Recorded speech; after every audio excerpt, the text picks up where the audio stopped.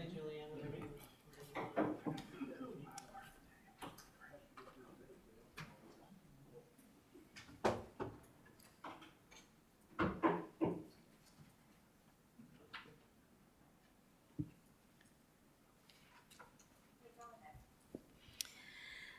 Okay, I'd like to call this meeting to order. I would like to begin by acknowledging that we are in Mi'kma'ki and the district of Spagnagity, the ancestral unceded territory of the Mi'kmaq people. East Hants further acknowledges the 50 African Nova Scotian communities whose 400-year history have contributed to the province's culture, history, and legacies. We are all treaty people. Okay, first I'd be looking for the changes of the agenda of all, looking for any changes to the agenda of all subcommittees. Seeing no changes, the agenda is approved. Next, I'm looking for the changes to, any changes to the minutes of May 13th, 2025. Seeing no changes, the minutes are approved. First item today is new employee introductions, and I'll hand that over to the CAO. Good morning, counselors. So this morning, or this month, we have several new employees to introduce. All of their bios are attached to the agenda. First is Jade Robinson. Jade joined council, there she is, joined the municipality as a building inspection intern, and why are you shaking your head, Shirley? Oh, sorry.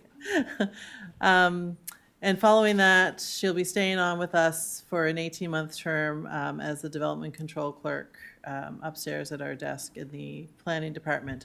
And while she's with us, she plans on taking her building officials qualifications and accreditation. So we're very excited for that, the potential that that might bring for a long-term East Hants. So welcome.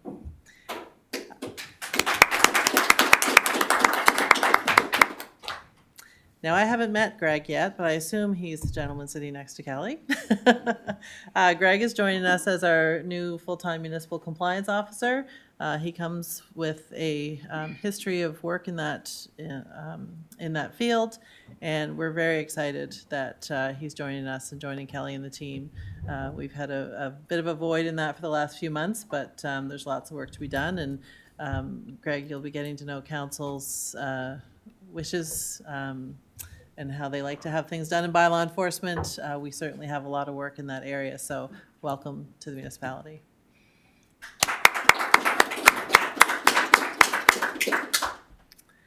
The next person is Anna Banshaff. She has joined us. Originally, she was working with the municipality as a GIS intern. Anna is from Germany and has had a career in a lot of work around the geology clerk and whatnot, around gold mines. She is a recent graduate with the GIS technician program at NSCC, and we're very excited to have her join the municipality. She's not here today. Next is Amy Matheson. Amy has joined the corporate services department, and we'll be doing the administration for that department, working a lot in our real estate, with our real estate division, and the financial administration of the corporate services division. She'll be working with supporting our teams in economic and business development, and she'll be supporting our teams in climate change and real estate and corporate projects. So anything that council has as a corporate project, she would be supporting those folks doing that work. So welcome, Amy.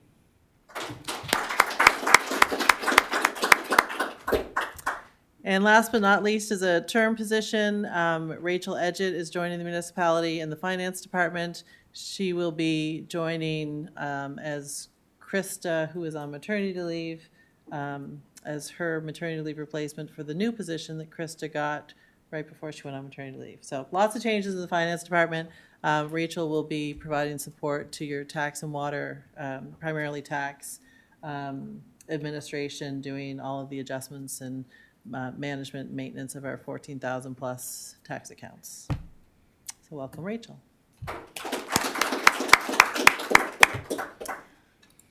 Thank you, CAO, and welcome to everyone. Just have a comment from Councillor Mitchell. Yes, Council, just want you to know that Greg Hussey is one of my finer students from years gone by. And they just keep adding up. We won't hold that against you. That's why he's here. Thank you, Councillor. Okay, so next item on the agenda is council procedural policy update with the CAO.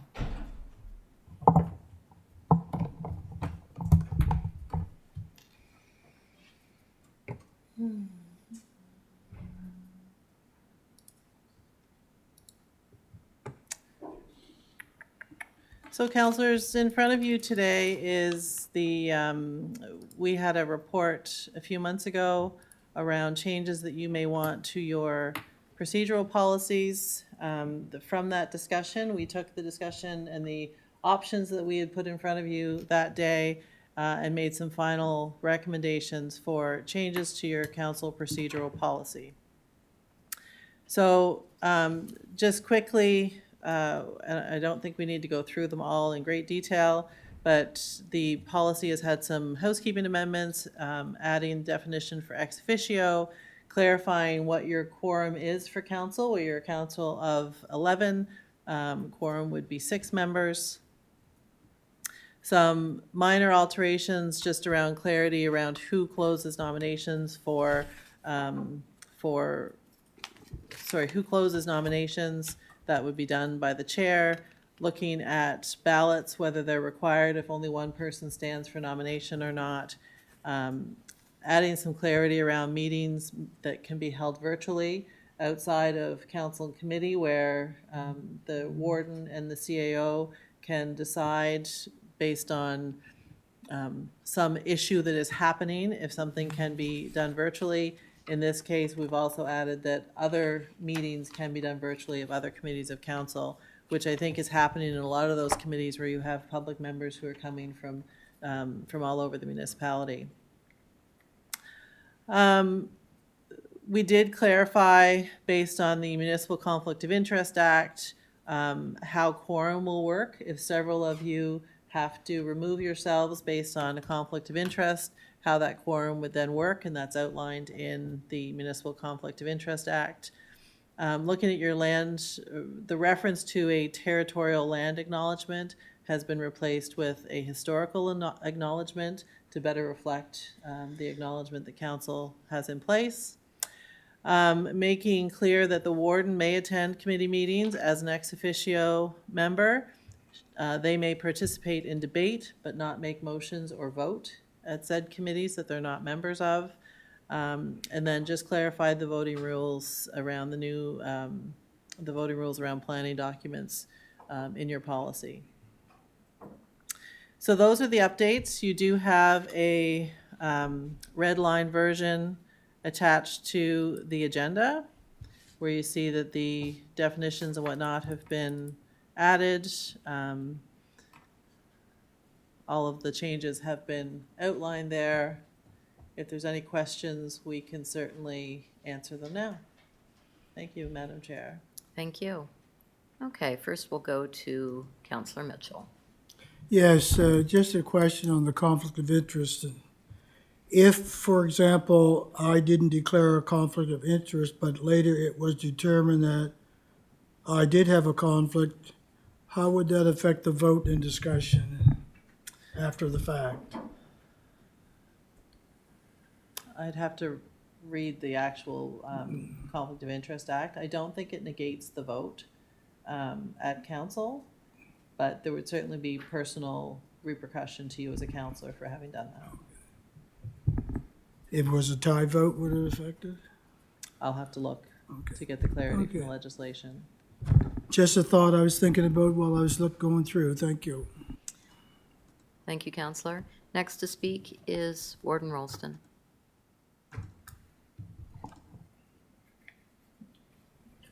Thank you, Madam Chair. Just touching briefly on the conflict of interest guidelines. some of the changes this has brought have made it somewhat difficult because we do have members who are members of volunteer fire departments. And now they're finding themselves sidelined from any discussions around their volunteer fire department, which seems kind of counterintuitive in many ways. However, the conflict of interest regulations are there, and I would just like to suggest, I believe that we would have an opportunity to have our municipal advisor, Mr. Jason Hahn, come and give us a presentation on the conflict of interest and the rules around that, and just to dot the i's and cross the t's so that we're all on the same page, and maybe he could answer some of these questions that folks had too. So that's a suggestion that perhaps we offer that invitation to Mr. Hahn in the future. Thank you. Next Wednesday? Thank you, Warden. Next to speak is Councillor Rhino. Well, I'll be short. You know my feelings around virtual meetings. I find them distasteful, and I am not in favor of that at all whatsoever. Thank you. Thank you, Councillor. Next to speak is Councillor Merriam. Thank you, and good morning, Chair. An observation that I had in reviewing the materials was the April document was, I thought, a little clearer in the section where it talked about the warden as ex officio on committee not counting towards quorum. And in the June updated report or document, it took a couple, readings to kind of decipher, so essentially on page 11 of 25, in section 419, it does have a lot of the key ingredients, and it says, but not permitted to make motions or vote. But it doesn't have the clarity about and not being part of the quorum. And I had to go back to the definitions at the beginning, and it did clarify there under, let me just go back, under quorum. And it does say, well, it's a majority of the total number of voting members currently on council or committee. So you kind of put it together and it does make sense. But in the spirit of, there's kind of the, the legalese versus, a quick read of the document. And just for future reference, my question is, as per the April draft, could the wording in that section on the new document just be made a little clearer on that point, just so you're not moving around so much trying to figure out that issue? That is my question. Can it be modified, or should it be? So through you, Madam Chair, clarity in policy is always a good thing. So if that, as the motion is written as presented to this committee, it can be amended by the committee. So if you wanted that to be included at this point, then you would make a motion for this committee to vote on, to include in the final version of the policy, in section 4.1.9, that the warden would not count towards quorum. And then the version that comes to you next week at council would have those edits made to be voted on by council. Before I make that motion, I do see the warden has perhaps a question, and I would defer to the warden.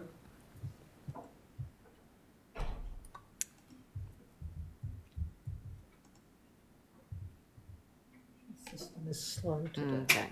Yes, thank you. No objection whatsoever, except I would suggest that the wording be where the warden is attending as an ex officio member, the warden would not contribute to the quorum of the committee, because there are committees such as Fire Advisory that I do sit as a full committee member. And as such, I would count towards quorum for those meetings. So I would just suggest an edit to the wording. Thank you.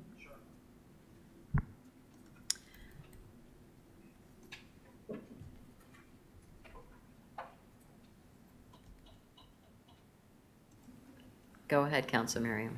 Great, thank you. And in making the motion, I could perhaps use some assistance with wordsmithing, but essentially, I'd like to make the motion that in section 4.1.9, the intent of that section be modified so that it would make clear that when the warden is serving on a committee of council as an ex officio member, that section would just make clear that the warden's presence would not constitute quorum.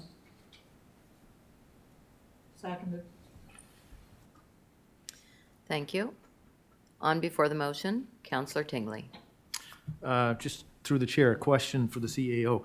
Is there any reason why the warden we wouldn't want to have the warden vote in those committees? Like, I just don't see, if a warden is attending, why couldn't they vote and be counted? You gotta let the warden. Sure. Warden? Well, the only thing that leaps to my mind at first is that some of our committees have public members, and there's a balance between council members and public members on some committees. And allowing the warden as an ex officio member to vote on those committees could sway that balance.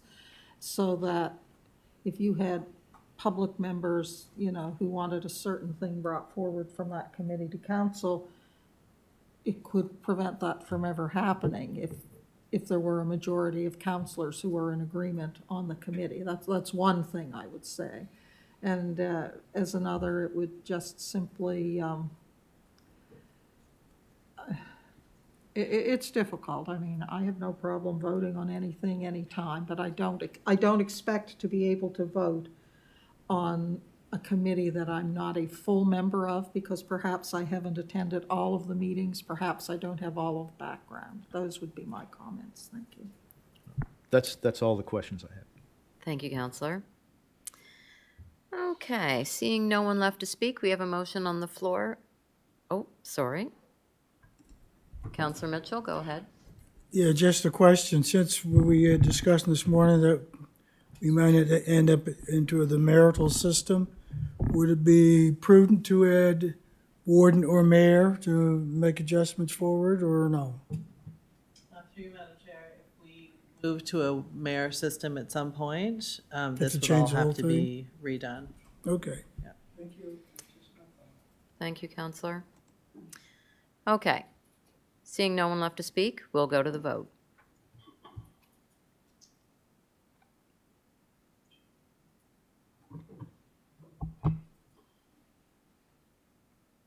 And the motion is passed unanimously. Shoot.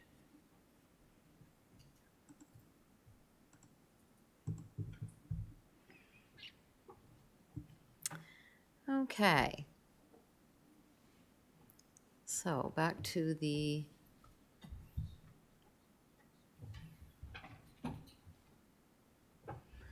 So you see a motion before you here, Council.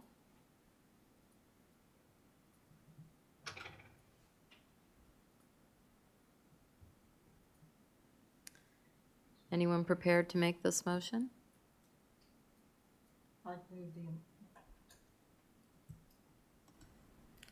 I would move the motion as amended, that Corporate and Residential Services Committee recommends to council that council give notice of intent to approve updates to the council procedural policy as attached to and amended at the Executive Committee agenda dated June 17th, 2025.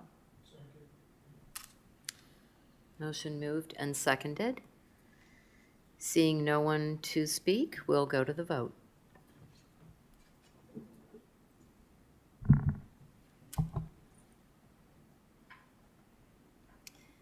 And the motion has passed with a vote of 9-2, with Councillor Musa and Councillor Rhino voting nay.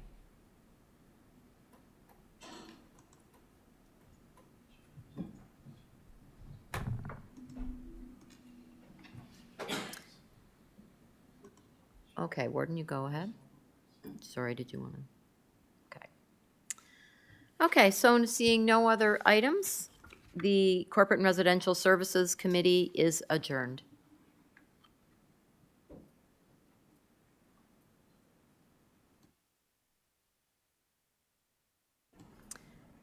Next item is, the next committee is Planning Advisory. Oh, sorry, Parks, Rec, and Culture.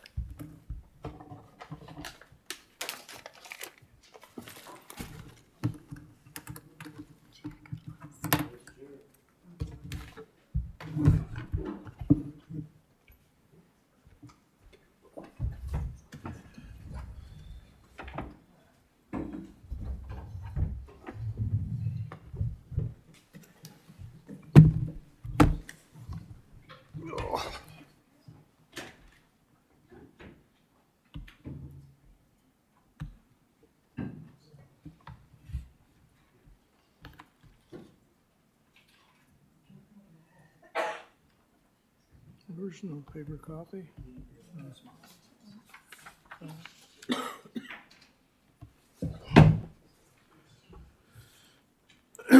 Call this meeting of Parks, Recreation, and Culture Committee to order.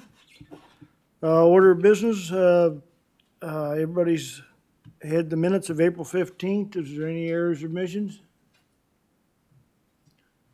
Seeing none, I'll approve them as.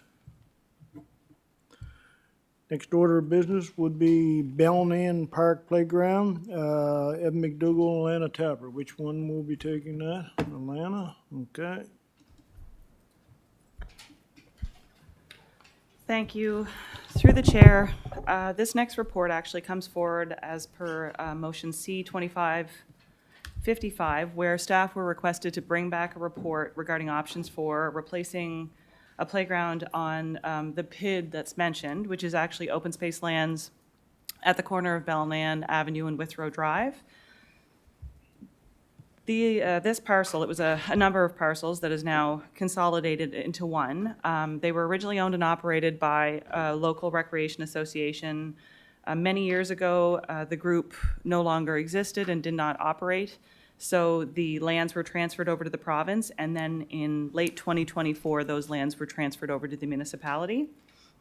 The original parcel had a playground, and that playground consisted of swings, spring feature components or spring toys, and it also had a residential grade wood structure with a slide. So when the municipality assumed ownership, the sports courts remained with fencing, and I believe it's paved, but the spring features and the residential grade wood structure or playground structure did not meet CSA approved standards, so it was removed.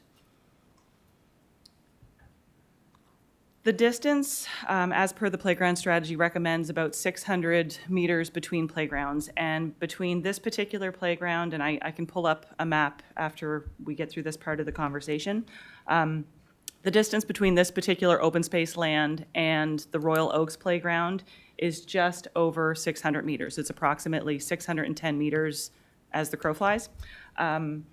Currently, this is classified as a neighborhood park, and we would say that it services about 33 households, but we understand that there is development coming in that area. And then we list sort of some comparable playgrounds, that the number of households that they do service, and you'll see that there's quite a significant difference. But the reason we are bringing this back with the option is that prior to municipal ownership, there was a play structure on the site that the local households did use. So really, as staff, what we wanted to bring forward for council to consider is a few options. So we could actually move forward with council approval to bring this back as part of the 2026-2027 budget discussions. And then if it was to be approved as part of that, we would look at construction into 2026. And at that time, we would also determine the funding options. We could look at not adding a playground until more development is in the area, servicing 80 or more households. Or the third option for council to consider is to retain the open space for passive recreation with no further infrastructure. So we would continue to mow it. There would be passive green space and a sport court. We did put in here the financial considerations that if council wanted to move forward with option number one, we estimate that the site preparation and playground install would be approximately $100,000.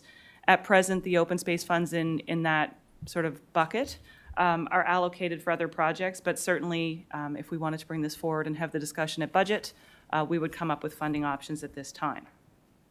As with many of our recreation projects, playground projects, et cetera, We would also, if, again, council wanted us to move forward with this as part of budget discussions, we would also look at any federal and provincial funding opportunities that were available. So it's a fairly straightforward report, but I will pull up the map. So the lower right-hand corner, you'll see the Garden Meadow Natural Playground, which is the Royal Oaks Playground. And then the top left-hand side, you'll see the L-shaped lot that actually had the original wood play structure, and it still currently houses the sport court. Thank you for your report. Any comment or questions? First up to speak, Warden Rolston. Thank you. Looking at that, the actual distance appears to be 610 meters, but I'm not seeing any connectivity there. I'm thinking that the folks in Belnan, in order to access that Garden Meadow playground, would have to go down Belnan Avenue, down the Garden Road, and out. I guess they couldn't even really go down Meadowview Way. They'd have to go all the way down to Ridgewood Court and come up to the playground. Would that be correct? So that's a Yes. significant Through the chair, distance. yes.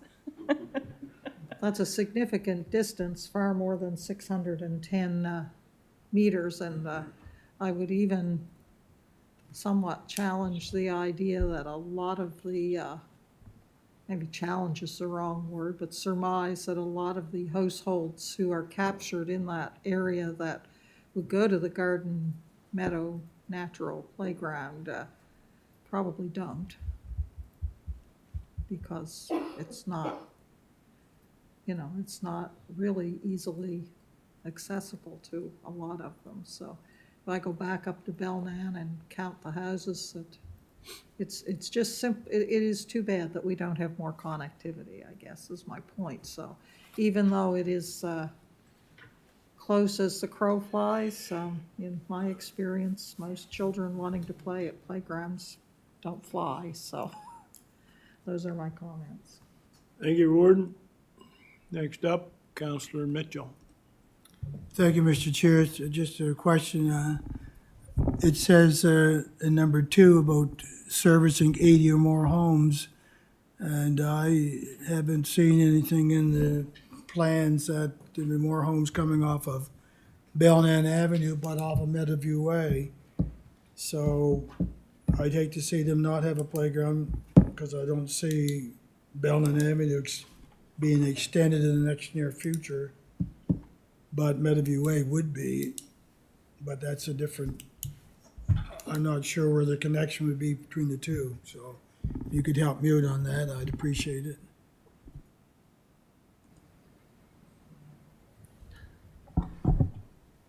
I think it's not the idea of this extending Belnan. It would be more development on Garden Road. So like it's a general area. It's like a circumference of 600 meters kind of thing. That would be the idea. It would be like Garden Road, if that ever developed down the dirt part of Garden Road, or the fields there, if there's ever more development in that area.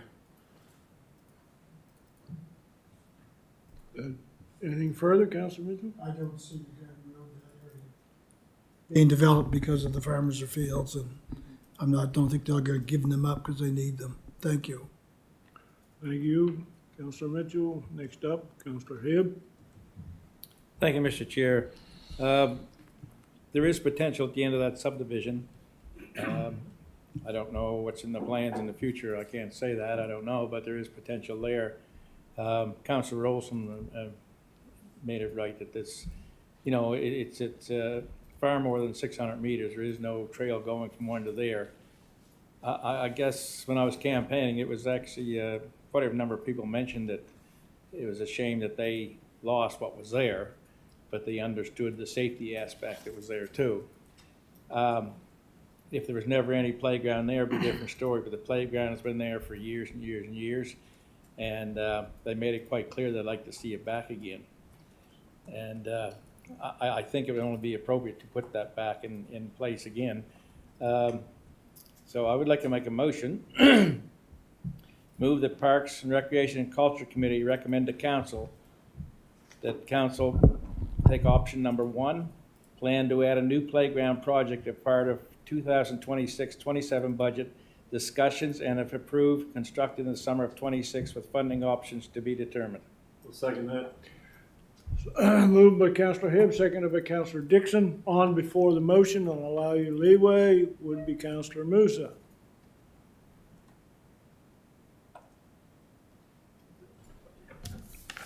Thank you. I just had a question about the 610 meters. Is that in an unserviced area or in all the areas like of the municipality? It's more what we used in an urban area. This is kind of it's a higher density here. It's kind of rural. It's not a true urban area, Royal Oaks area. Yeah, And I'm not- it's similar to Mount Uniacke. So like it's a guideline, but we don't always have a playground over 600 meters, right? Yeah, that's what that. Yeah, no, that it was was just my a guideline. question. We wanted to show for comparison. If you want to put every 600 meter playground Mount Uniacke, you'll go bankrupt before you get to East Uniacke. So, no, I agree with Councillor Hebb. Like, it's been there and should stay there. Thank you. Thank you, Councillor Musa. Next up, to the motion, Councillor Garden Cole. Thank you, Mr. Chair. Yes, the fact that it was there before, and also this is in an area where there's no school playgrounds or anything else, I think they all kind of have to be, can't really all follow the same mold. So I'm in support of this motion. Thank you. Thank you, Councillor Garden Cole. Councillor Perry, to the motion. Absolutely. Just for a point of clarification, the motion is just to bring it to budget discussions in 2026, 2023. Yes. Thank you. All right, seeing none left to speak, we'll go to the vote.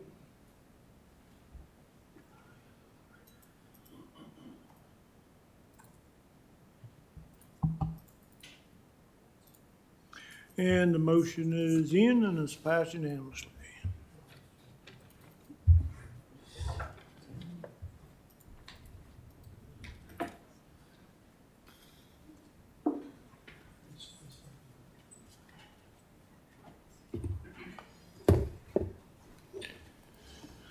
All right, next order of business will be District Recreation Fund, second intake. Joe Swinemer and Alana Tapper again, which one will be taken now? You will be taken, so your mic's on. So I would say to proceed. All right, good morning. Through the chair, we're going to present number 2, second intake for district recreation funds. There are 3 applications coming forward, and as we like to do now, I'd like to go through all 3 projects, and when we get to the end, we can make a plan to manage the discussion based on the individual projects, if that works for you, Chair.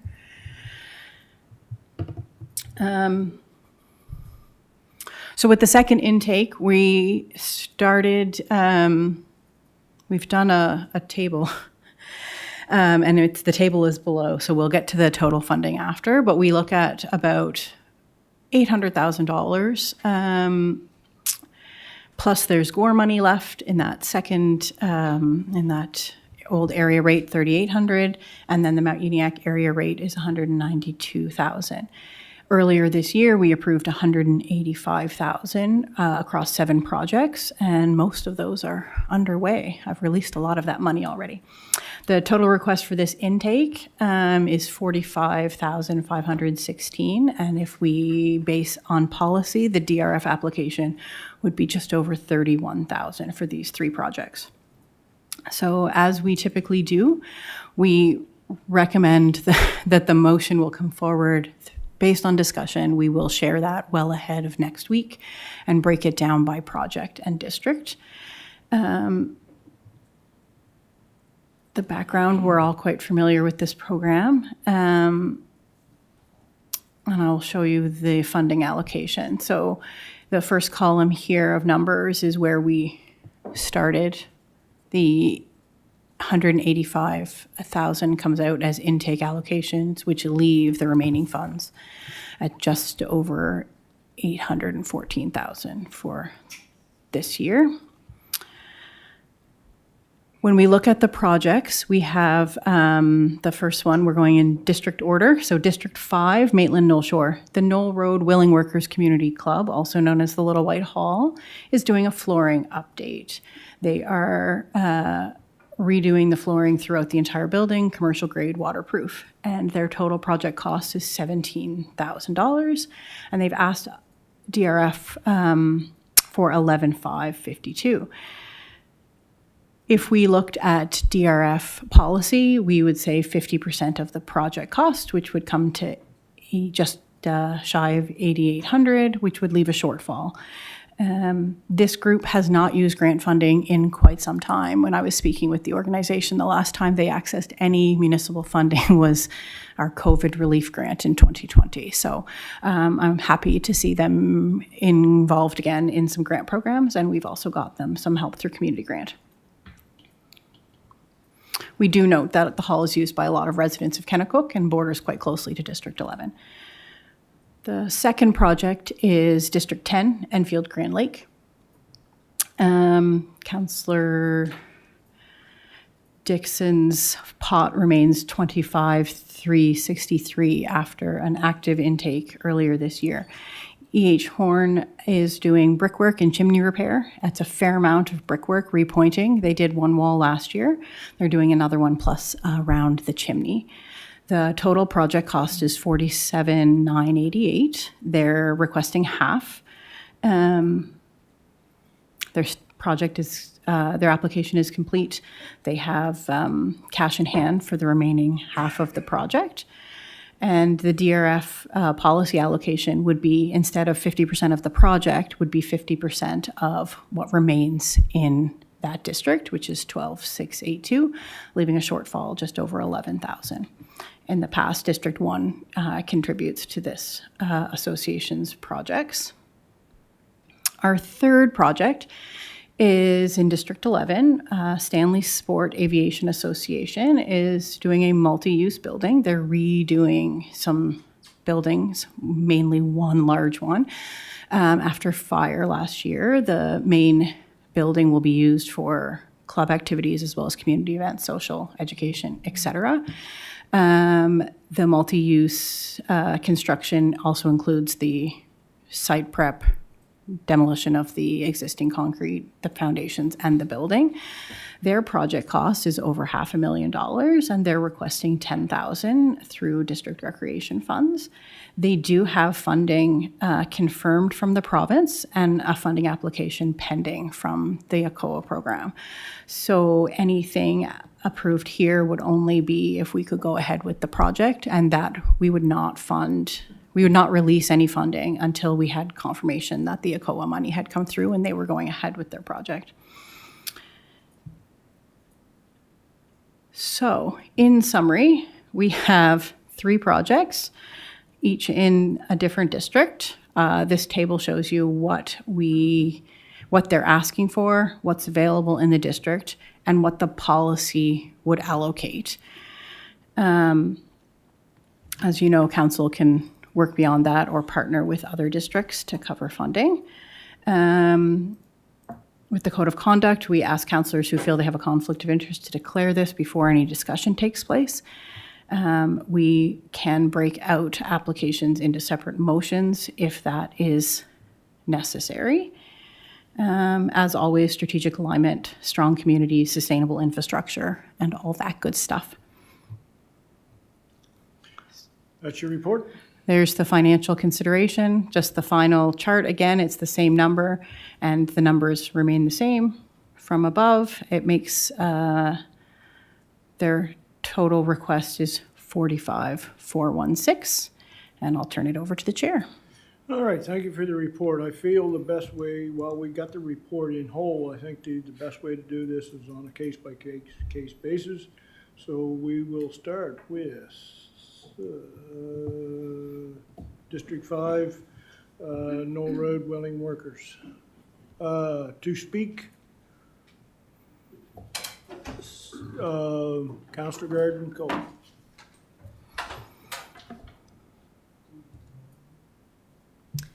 Thank you, Mr. Chair. Just before the discussion gets started, I just want to touch on the code of conduct, on the conflict aspect of this when it comes to, I wasn't sure if it was to get, before it gets started for any of them or just for the E.H. Horn one, which typically my District 1 would contribute to, and I am a member of the E.H. Horn School Preservation Society. So how should I proceed with that? We have contributed to it in the past, obviously, during my reign, but With the new code of conflict, I would say that you would be available for the, for the remainder. And the other two, or that one there, you, if you feel you're in a code and a conflict, you will declare that and so will that result in the fact that District 1 will no longer be able to contribute to that cause? I'm gonna go to the CAO on this one. Just wait. So the way the DRFs work, they are approved by council. So council can take the history or the social expectation that taxpayers would have and make those decisions. The councilors of each district aren't making the decisions as to how much of their district money goes towards a certain project. Council makes that decision. So if you declared a conflict of interest for the H. Horn School portion of this debate, you could do that. There's a book that you sign. You would remove yourself from your seat, go to the gallery. But the committee members can say, you know what, we believe that District 1 should contribute, and this is how much money they should contribute to this. That would be a decision of council, as it always has been. Just typically, it's the counselor who's saying, I'd like to contribute this much from my district recreation funds, but the counselor doesn't actually own those district recreation funds. So the other counselors around the table would make a decision based on you not being at the table, how much District 1 would contribute based on their feelings and how they want the governance of this grant program to be. So then if there is a conflict declared as part of these discussions, then we would then break out the motions into different motions. So a counselor who declares a conflict could vote on all of the other motions except for the one that they have a conflict with. So it does kind of break up the proceedings a little bit with some back and forth to the gallery, but that is the way that you would enable counselors to stay at the table for the majority of the discussion, except for the particular one they have a conflict for. Does that make sense? Okay, yeah, thank you. Thank you, CAO. All right, does anyone, in general, with regard to these, before we break this down, does anyone that would like to speak on in general? You in general, Warden, or particular? In general or in particular? Particular, all right. I might have a brief thing on it. All right, it's general. Going back to the conflict of interest, that's absolutely right, and it certainly works, but my concern, which, again, these new conflict of interest rules make things difficult, we're in a position where the counselor of the area might have an awareness of other groups in that counselor's area who are planning to come forward with requests from DRFs that would have influenced the decision on support for how much would go to another district. And I think it kind of prevents the counselor in that position from advocating to keep enough money in their funds for the district to support other groups. And that's a problem for me. I don't think it would happen in this council, but someone could make a motion to take all of the funds left in District 1 and put it towards this project, and that would be unfortunate. So I think we have to look at some kind, I don't know, there's a policy we can do to try and get around this. I guess unofficially, counselors could have conversations and someone would have an idea. But anyway, it does provide some hiccups in the system. So those are just my comments around the generalities. Okay, last call. In general? General? Okay, so the next up would be Counselor Dixon. Thank you, to the chair. I don't see how a person, if they sit on the board as a director, would be in conflict with interest if they're not receiving anything back but giving input to the board. Does that make sense to you? Well, a lot of things make sense and don't make sense to me, but I'm gonna let the That's not the question. CAO kind of weigh in on that. She's, The Conflict of Interest Act says otherwise. The Municipal Conflict of Interest Act is very clear. There's other areas of that act that talk about, you can't make decisions about employer, if your employer is part of the decision, that type of thing. So there's all kinds of scenarios where up to the point, we do need some training on the Conflict of Interest Act, and we're going to look for Jason Hahn to come in from the province and give you some training, and you can have these debates back and forth. We started some of that at a workshop that we had around the Roberts. rules of order. And that kind of spurred the conversation to say maybe we need to have a similar workshop for councillors around conflict of interest. But the Conflict of Interest Act is pretty clear on the directors of an organization cannot vote to provide money to that organization as a councillor. Are you satisfied with that, Councillor Dixon? Yes, I am, sir. Okay, Mike, Councillor Perry. Thank you, Mr. Chair. Thank you, Mr. Chair. I'm just wondering, in an instant that we sit on the board of an organization, would it be pertinent, I mean, we always have to recluse ourselves from any of the discussion and voting on it, but could we not submit a letter in writing ahead of time as a board member, not as a council member, for correspondence, for information ahead of time that would then inform council of what that person as a position on the board or a private citizen would expect? And would that then kind of let, as anything else, as any other application we get correspondence for information from interested parties before we hold a vote or any funding thing? Would that be acceptable? Through you, Mr. Chair, I think you could, no, you couldn't say, here's how I want this to unfold. You could, by way of letter, indicate to council what other groups may be coming forward for funding. You could not, by way of a letter or email to council, say how much you wanted to give to that group. No, that was not my intent. My intent would be kind of understanding, as the warden brought up, as a concerned citizen, there are many other groups coming, as you said, list them, right? And historically in the past, District 1 or District 8 has always contributed to District 3. I hope that it comes into consideration and then, You could not say that, okay. or I would not say that.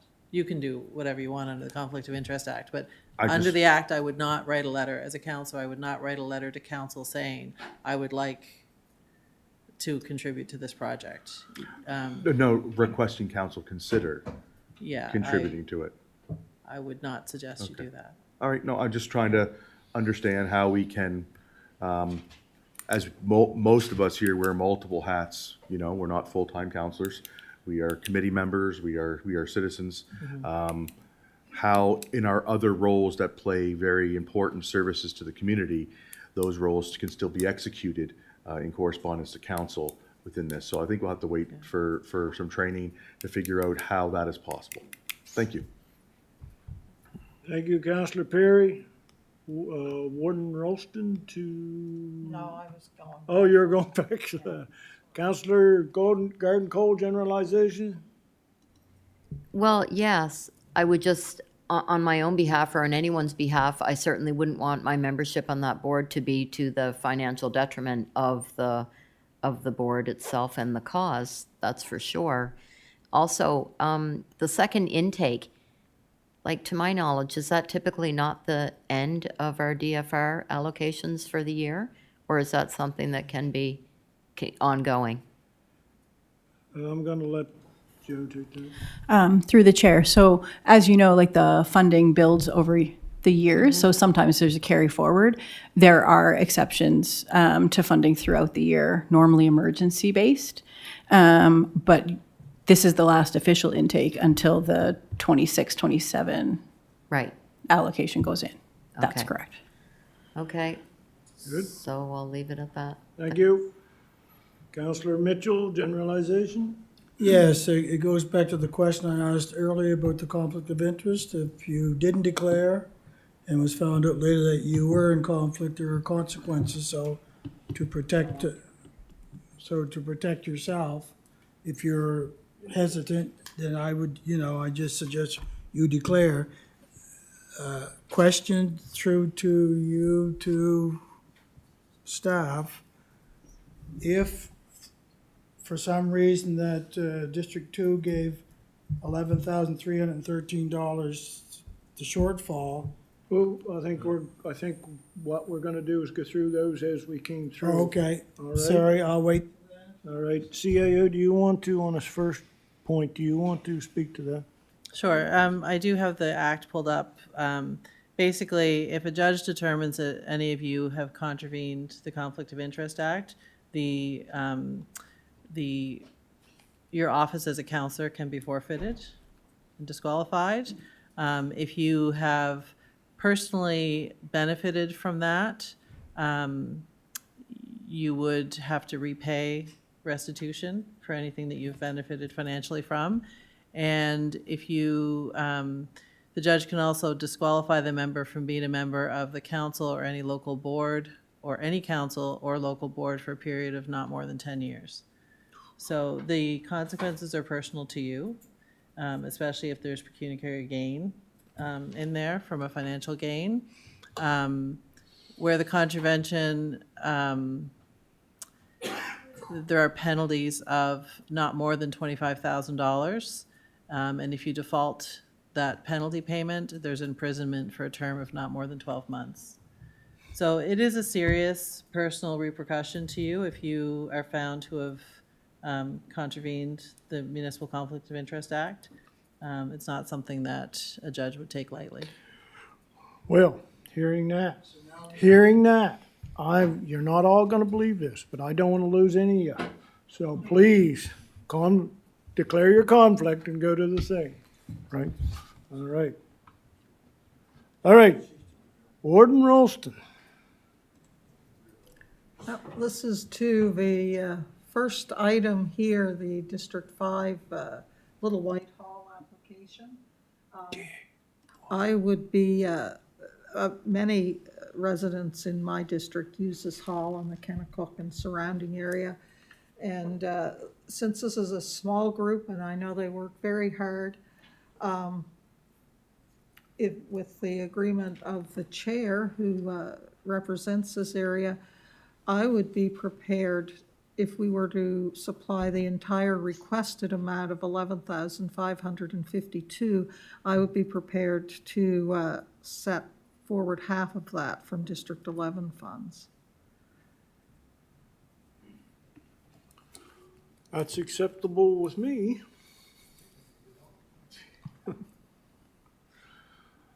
So do we need a motion for each one of these, or a discussion and then get it all, then accept them as one?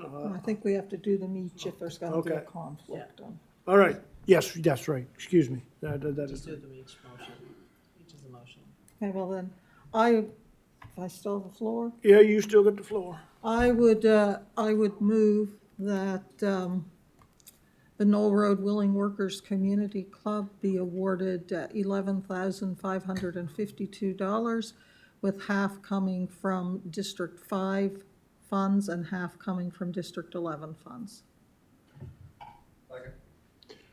Moved and seconded, and comment or questions with regard to the motion? Seeing none, we'll go to the vote.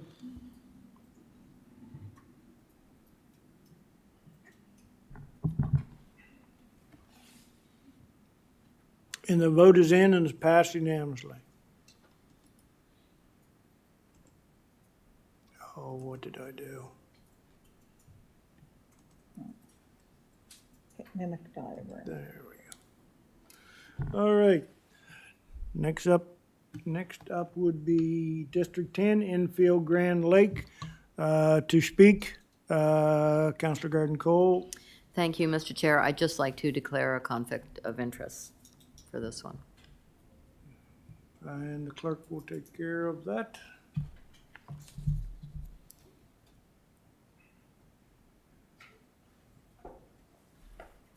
We have to wait for TV thing. She has to be at the goal. I don't want to waste the paper.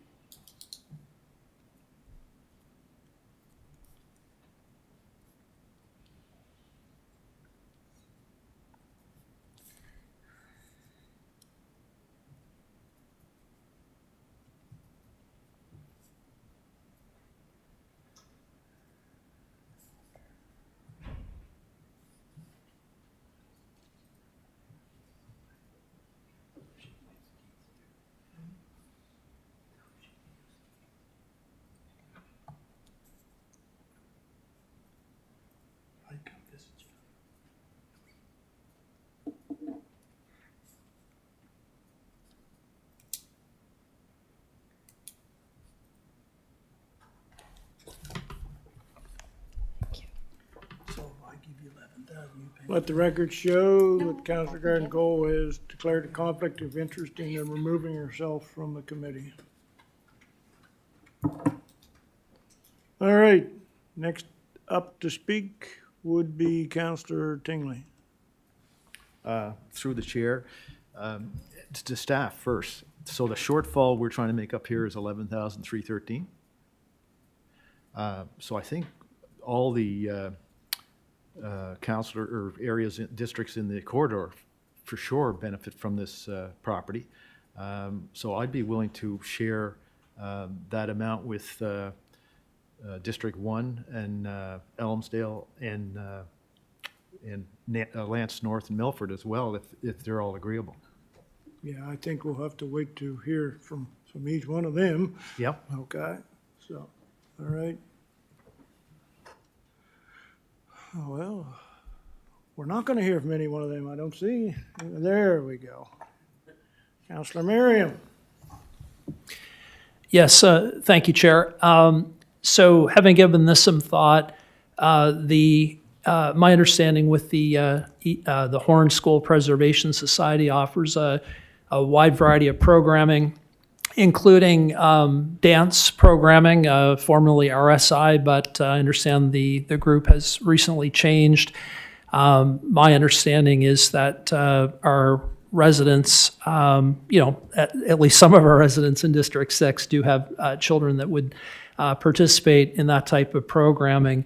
Unfortunately, I'm somewhat constrained just, by the size of my budget. I wish it could be more, but I would like to advance. I'd be supportive of advancing $1,000 over and above towards, from District 6, North Lance Milford, for this project. Okay, so $1,000 from District 6, correct? Correct. All right, thank you. Councilor Hibb. Thank you, Mr. Chair. I would also put in $1,000 from District 3. Okay. So where does that leave us with our shortfall? 9,000. Okay, 9,000. okay, seeing nobody else lighting up the screen, the motion would have to be, You have me lit up, sir? pardon? Did you light me up? Oh, well, I guess you're on, but I don't know how I Okay. did it. District 2 will give 2,000 towards the end. 2,000? EH, yes. Okay. Anyone else?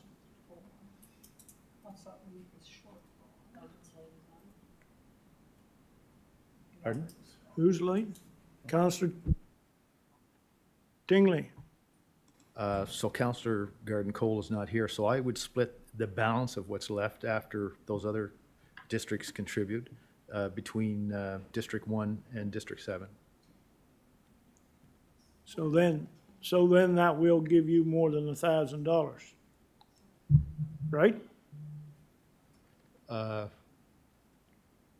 This district, Because if you're saying that you give $1,000 in the first, another $1,000 from Counselor Hibbs' district, 2,000 from, I forget now who the other one was, I didn't write it down, then you're gonna pick up half that, the shortfall that is left, am I correct in saying that? correct. If somebody else will pick up the other half. Hope you're keeping notes here. That's Okay. the assumption the District 10 is allocated 12,682? Yeah, which would have been half the district fund available. All right, So, Nick? and would it be correct to split the balance with District 1? Yeah, you can. Okay. That's what I'm proposing. So the remainder, then it would be more than the 12,682 coming from that district, correct? No, it'd be 11,300. District 1 is who? This is District 10. Cecil's district. All Okay. right, I'm gonna give you, because it's, are you done, Counselor? I'm Dingley? done. Through the chair, if I understand from all of the discussion correctly, as it stands right now, District 10 would contribute $12,682, as noted in the report. District 6, through Councillor Merriam, has put in $1,000, and the same from District 3, Councillor Hebb. So that leaves 9,300 and, I think it was 12. So if Councillor...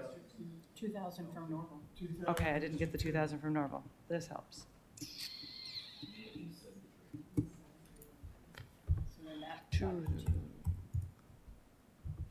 Bear with me, let me divide that in two.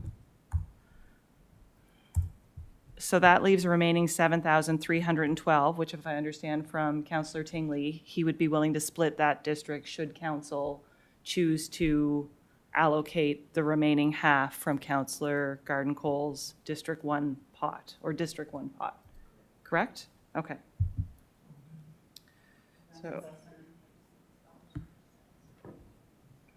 Could we get this? 3656. All right, so could we get the correct figures before a motion is created, please? For everyone? Well, it would help.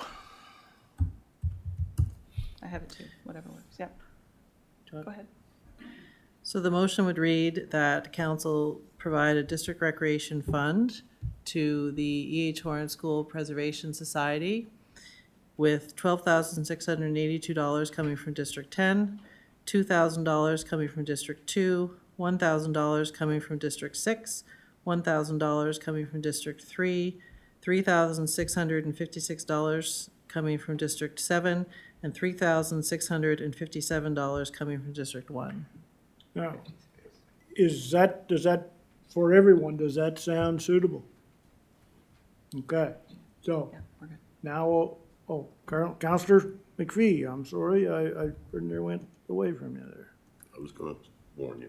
Okay, Thank you, Chair. Just to throw a wrench into that, I'll throw in $1,000 from District 4 then to help out. okay.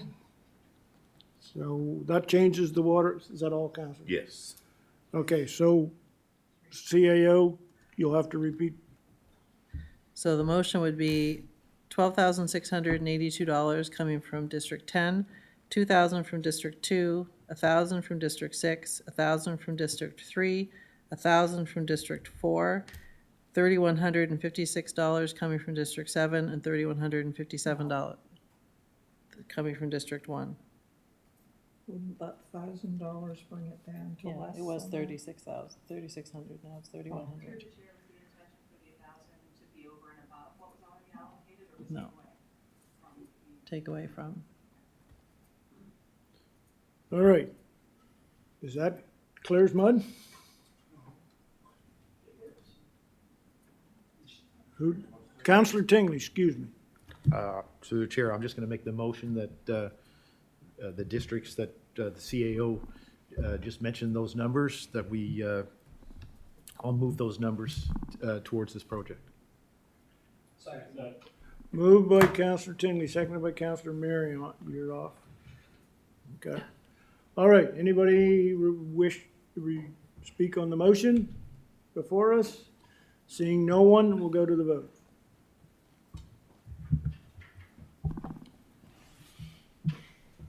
And the motion has passed with all that are present unanimously.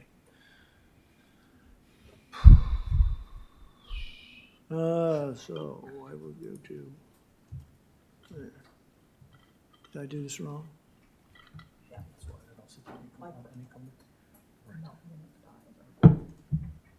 There we go. All right, so the next one on the list is,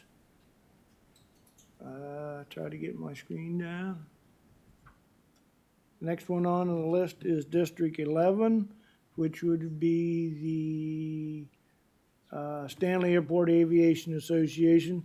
I'll open the floor for discussion. Warden Rolston.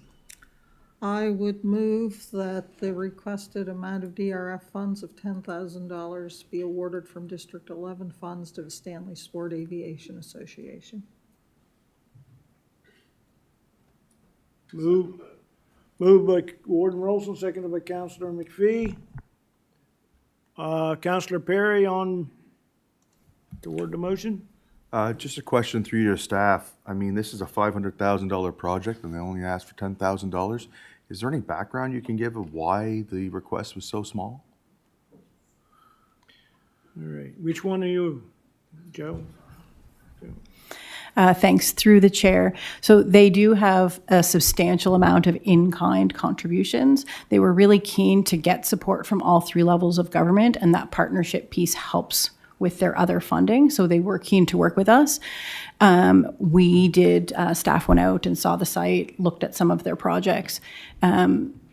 We did talk about what funding amounts are typically requested. They were aware of what was there, and they landed on 10,000 as a responsible ask. They know that their membership draws outside East Hants as well as in East Hants, and they didn't want to come asking for too much.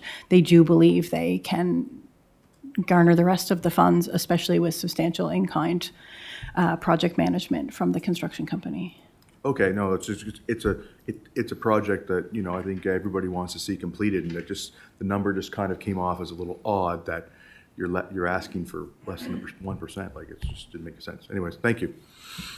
Thank you, Councillor Perry. Warden Rolston to the motion.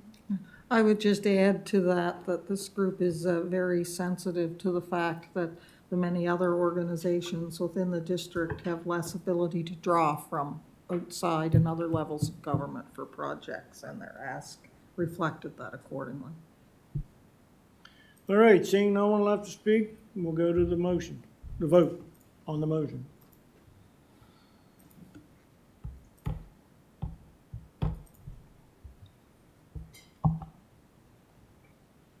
Motion has passed unanimously.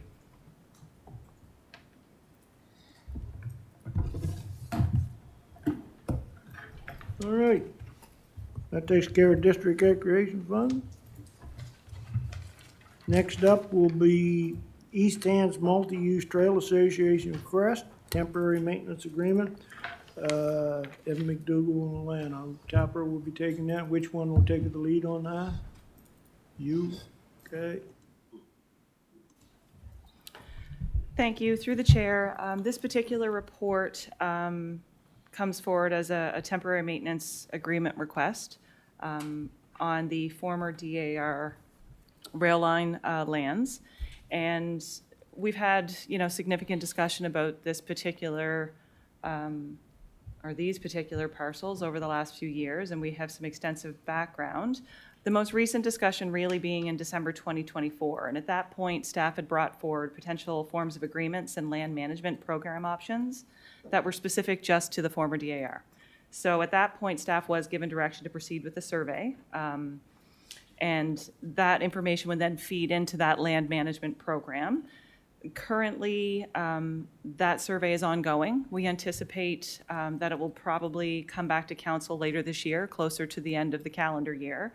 And the East Hants Multi-Use Trail Association is a local group, newly formed. They represent all modes of sort of transportation, from pedestrian, OHV, cycling, et cetera.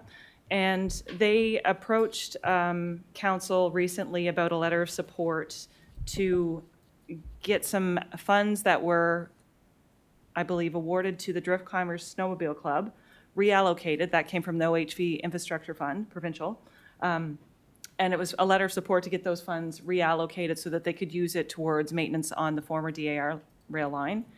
So they do have those funds, and now what they're looking for is a longer term agreement. So they're looking for a 6-month period.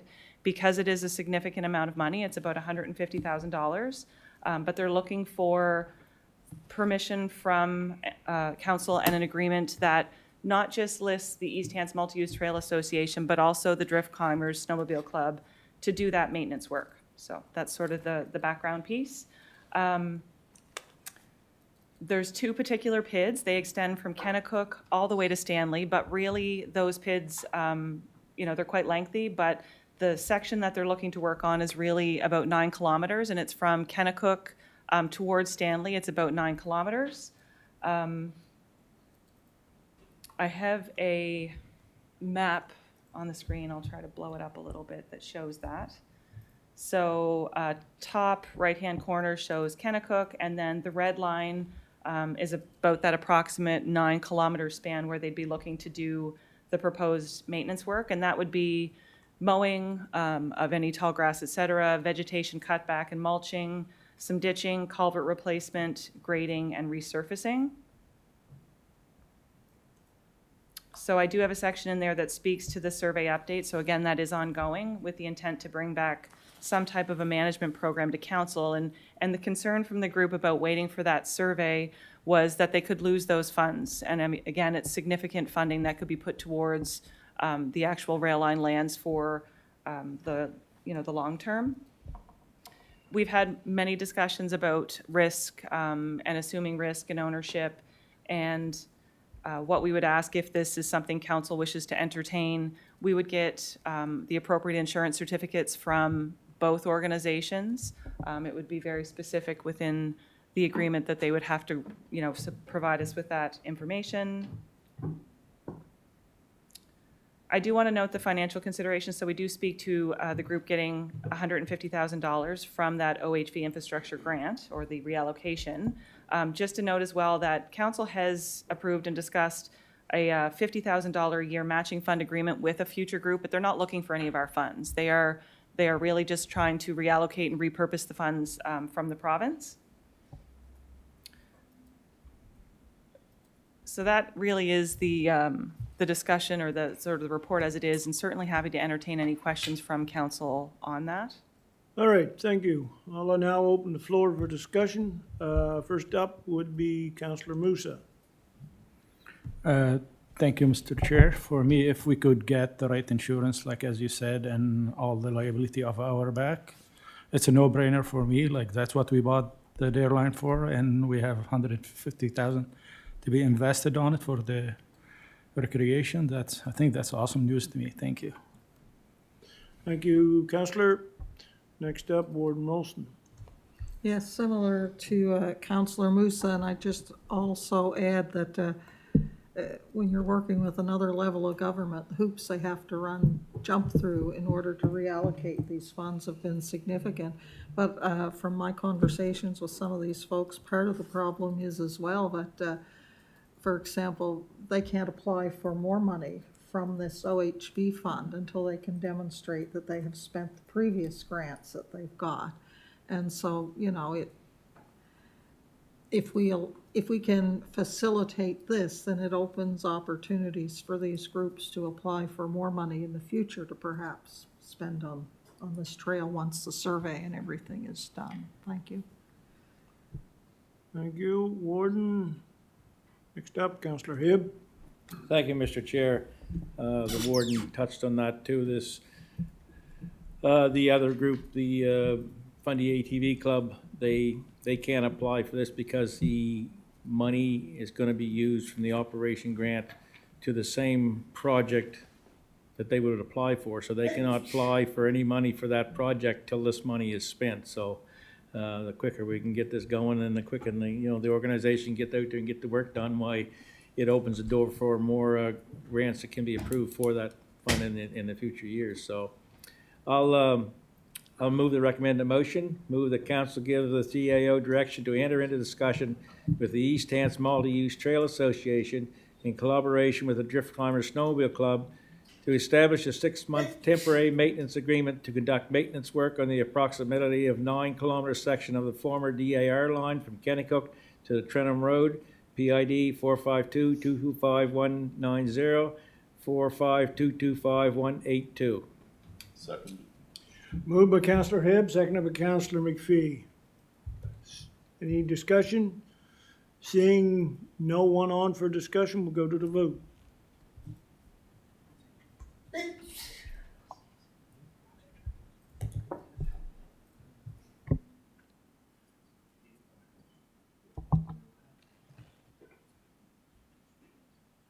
And the vote is in, it's passed unanimously. And without anything else being on the agenda, I declare the Arts, Recreation, and Culture Committee adjourned to return to Planning Advisory Committee in and around the 1:30 PM mark, or 13:30, whatever you clear.